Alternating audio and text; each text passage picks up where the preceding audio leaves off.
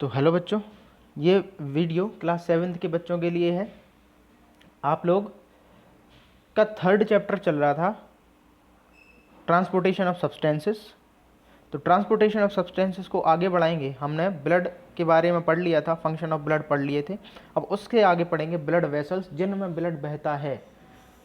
जिस चीज़ में खून एक जगह से दूसरी जगह बहता है, जिस देश में गंगा रहता है सॉरी, तो ये ब्लड वेसल जिनके थ्रू बहता है, जिन पाइपलाइन के थ्रू बहता है उसको ब्लड वेसल्स कहते हैं। तो आइए हम जानते हैं ब्लड वेसल्स क्या चीज़ है। The blood travels through long tube like structure called blood vessels. Blood जो है वो ट्यूब जैसी संरचनाओं के थ्रू बहता है। शरीर में ट्यूब डली है, अपने पूरे शरीर में पाइपलाइन बिछी हैं। हाँ, तो पाइपलाइन से समझना नहीं गलत, ब्लड वेसल्स ही हैं, वो सीमेंट की नहीं डली हैं।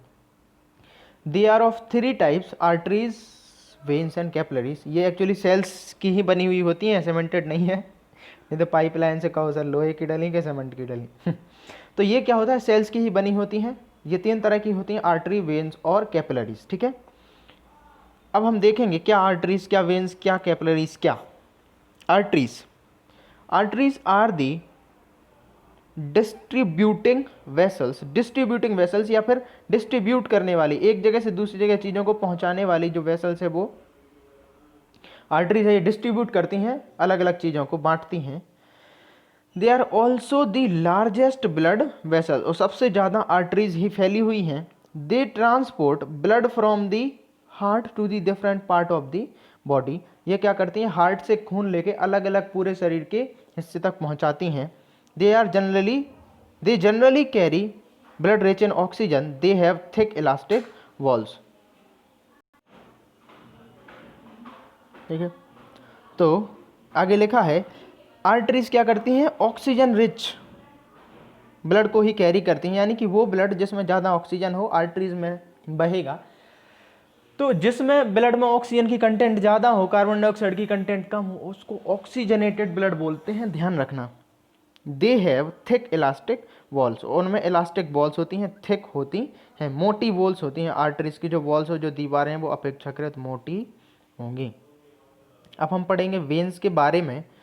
तो वेन्स, अच्छा इसको सिराएं और धमनियाँ भी कहते हैं, धमनियाँ उसको, सिराएं इसको। तो देखते हैं, veins carry blood to the heart from all part of the body. Arteries का काम था हार्ट से शरीर के अलग अलग हिस्सों तक खून पहुंचाना। वेन्स का काम उल्टा है, वेन्स का काम है शरीर के अलग अलग हिस्सों से हार्ट तक वो ब्लड पहुंचाना। ठीक है, दे कैरी इम्प्योर ब्लड, और इसमें इम्प्योर ब्लड या अशुद्ध रक्त होता है, जिसको डीऑक्सीजनेटेड ब्लड भी बोलते हैं। Veins have thinner walls compare to arteries. Veins में पतली वॉल होती हैं, आर्टरीज से थिनर होती हैं। Veins have valve which prevent the blood from flowing back to the organ. इनमें वाल्व होते हैं, एक संरचनाएं होती हैं जो क्या करती हैं, ब्लड को केवल एक डायरेक्शन में पहुंचाएंगी, उल्टा ब्लड उल्टी डायरेक्शन में नहीं आ सकता है, गेट जैसा काम करते हैं ये। आगे लिखा है, they are superficially placed, that is close to the skin surface. They can be seen greenish blue lines in our hands and legs. तो ये सुपरफिशियली प्लेस्ड होती हैं, यानी कि शरीर के ऊपरी हिस्से में पाई जाती हैं, स्किन के जस्ट नीचे आपने देख सकते हैं हरे नीले कलर की जो लाइंस हैं, वो ही आपकी वेन्स हैं। ठीक है, तो उनमें डीऑक्सीजनेटेड ब्लड रहेगा। आगे लिखा है कैपिलरीज।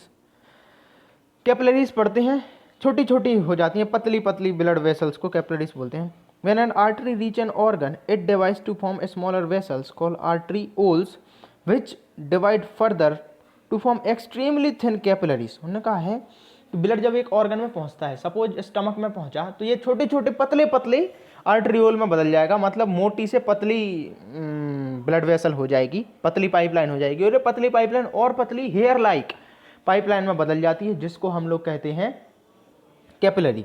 ठीक है, exchange of material such as nutrient, chemical substances and gases between the blood and the cell occurs in the capillaries. तो उन्होंने कहा है कि ये जो न्यूट्रिएंट का ट्रांसफर वगैरह हो रहा है, एक्सचेंज ऑफ मटेरियल जैसे न्यूट्रिएंट, केमिकल सब्सटेंसेस और gases between blood and cell. तो ब्लड और सेल के बीच में जो भी आदान प्रदान हो रहा चीज़ों का वो इन कैपिलरीज से होकर होगा। This capillaries joins together to form larger vessel called venule। और जब ये ट्रांसपोर्ट हो जाता है जिसमें यूजफुल चीज़ें ये सेल में डाल देती हैं और वेस्ट मटेरियल ये खुद ले लेती हैं, तब ये उसके बाद में इकट्ठा होके वेन्यूल्स बनाती हैं। वेन्यूल्स थोड़ी मोटी होती हैं और ये वेन्यूल्स फाइनली वेन बना लेंगी। The blood pressure in capillaries is lower than in arteries but it is higher than in the veins. उन्होंने कहा है कि कैपिलरीज में जो ब्लड प्रेशर है वो आर्टरीज से कम होता है पर वेन्स से ज़्यादा होता है। तो देखो कैपिलरीज में समझे कि पतली पतली ब्लड वेसल्स को ही कैपिलरी कहते हैं। इन्हीं के through cellular exchange of substances या मटेरियल्स होता है और ये आर्टरीज से जाएंगी। आर्टरीज आर्ट्रियोल में बदलेगी, आर्ट्रियोल कैपिलरी में बदलेगी। कैपिलरी अपना काम करेगी, अपने अंदर वेस्ट इकट्ठा कर लेगी जैसे कार्बन डाइऑक्साइड वगैरह हुआ, तब ये जाके फिर से वापस से इकट्ठी हो जाएगी और ये तब उसी पाथ पर नहीं जाएगी, अगले पाथ पर जाएगी, दूसरी जगह पे इकट्ठी होगी, उनको वेन्यूल्स कह देंगे और वेन्यूल्स फिर मिला के आपस में वेन्स बना लेंगे और वेन्स फिर लंग्स तक जाएंगी। तो ये है कैपिलरीज। आगे है हार्ट। ठीक है, हार्ट के बारे में बताएं। Heart is a muscular pumping organ located in the chest cavity towards the left lung. उन्होंने कहा है कि हार्ट जो है वो लेफ्ट लंग में, यानी कि आपका जो लेफ्ट हैंड है, लेफ्ट हैंड साइड की ओर वाला जो लंग्स है उसके सेंटर से थोड़ा, मतलब सेंटर से थोड़ा लेफ्ट की ओर हार्ट होता है। It pumps blood to the all parts of the body. ये ब्लड के सारे ब्लड को सारे के सारे बॉडी पार्ट में डिस्ट्रीब्यूट करता है, यानी यही है जो ब्लड को पंप करता है एक जगह से दूसरी जगह। A normal heart beat 72 times a minute. एक मिनट में 72 बार एक हार्ट धड़कता है। The heart is made up of 4 chamber. तो आपका जो हार्ट है जो आपकी बॉडी के अंदर है, जो धक धक धक धक करता है, उसमें 4 चेम्बर्स या 4 सेपरेट जगह होती हैं, 4 सेपरेट कमरे जैसी जगह होती हैं। The 2 upper chambers are also called the receiving chamber or the auricles. The 2 lower chambers also called the distributing chambers are called the ventricle। उन्होंने कहा है कि 2 अपर चैम्बर होंगे और नीचे वाले 2, देखो ये आपको दिख रहे होंगे, नीचे वाले 2 जो हैं वो लोअर चैम्बर होंगे। तो अपर चैम्बर्स को रिसीविंग चैम्बर बोलते हैं और लोअर चैम्बर्स को डिस्ट्रीब्यूटिंग चैम्बर्स बोलते हैं। रिसीविंग चैम्बर ऊपर वाला, डिस्ट्रीब्यूटिंग चैम्बर नीचे वाला। ऊपर वाले को का नाम है ऑरिकल और नीचे वाले का नाम है वेंट्रिकल्स। ठीक है, फंक्शंस के आधार पर इन्हें डिस्ट्रीब्यूटिंग और रिसीविंग बोलते हैं, क्योंकि ऑरिकल्स में ब्लड आता है, वेंट्रिकल्स से ब्लड जाता है। आता है कि जाता है, कि जाता है कि आता है। आगे है the auricles and ventricles are separated from each other by tissue. उन्होंने कहा है कि ऑरिकल और वेंट्रिकल को टिश्यू के द्वारा, ये देखो बीच में जो आपको लाइनिंग दिख रही है, ये जो लाइनिंग आपको दिख रही है, ये करके दिखाओ, ये करके नहीं दिखाओ, ये पढ़ के दिखाओ। तो ये जो लाइनिंग दिख रही हैं इनके थ्रू चैम्बर सेपरेट होते हैं।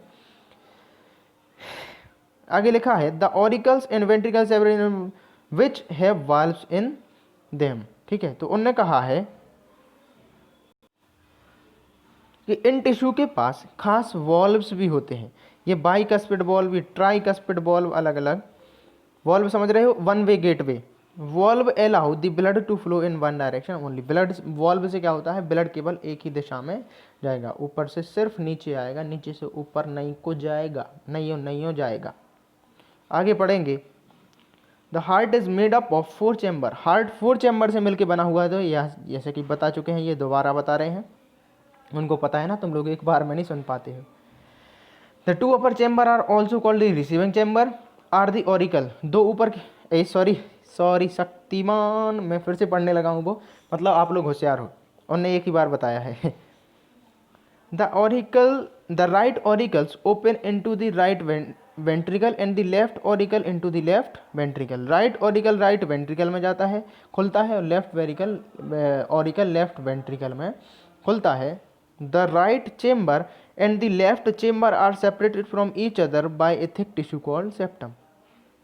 और जो राइट चेम्बर है, देखो चेम्बर बता दें तुम्हें, जॉली LLB वाला चेम्बर, जो राइट चेम्बर है वो लेफ्ट चेम्बर से, यानी कि ये नीला वाला राइट, लाल वाला नीला वाला राइट और लाल वाला जो है वो लेफ्ट हो गया, तो ये एक दूसरे से सेप्टम के थ्रू, एक मोटी वॉल के थ्रू सेपरेटेड होते हैं। The blood is the right side of the heart remains completely separated from left side of the heart. तो जो ब्लड है वो हार्ट की राइट साइड है, वो लेफ्ट साइड से कंप्लीटली अलग रहती है। Impure blood carrying waste flows into the right side of the heart while the blood rich in oxygen flows out through the left side of the heart. तो देखो उन्होंने बड़े कमाल की बात कही है कि जो नीला नीला दिख रहा उसमें इम्प्योर ब्लड होगा, जो लाल लाल हिस्सा दिख रहा उससे प्योर ब्लड जाएगा। तो इम्प्योर के लिए अलग रास्ता होता है, प्योर के लिए अलग रास्ता होता है। The arteries and veins in the heart are connected to the other part of the body, some blood vessels are. उन्होंने कहा है आर्टरी जो वेन्स हैं हार्ट के अंदर, वे क्या होती हैं, दूसरे पार्ट से भी कनेक्टेड होती हैं। यानी कि देखो arteries and veins in the heart are connected to the other part. अब आप समझेंगे कैसे आर्टरीज और वेन्स जो हैं वो दूसरे पार्ट से कनेक्टेड होती हैं, सम ब्लड वेसल्स। अच्छा ये नहीं समझेंगे एक्चुअली, ये हायर क्लास में समझेंगे कि आर्टरीज और जो वेन्स हैं बेटा वो शरीर के सारे हिस्सों में जाती हैं। ये हायर क्लास में पढ़ोगे, आप अभी बस इतना समझ लो कि वो जाती हैं। अब कुछ ब्लड वेसल के स्पेशल नाम दे दिए हैं, जैसे vena cava, pulmonary artery, pulmonary vein और एओर्टा। तो कुछ ब्लड वेसल जो इंपॉर्टेंट है आपको उनके बारे में पढ़ना है।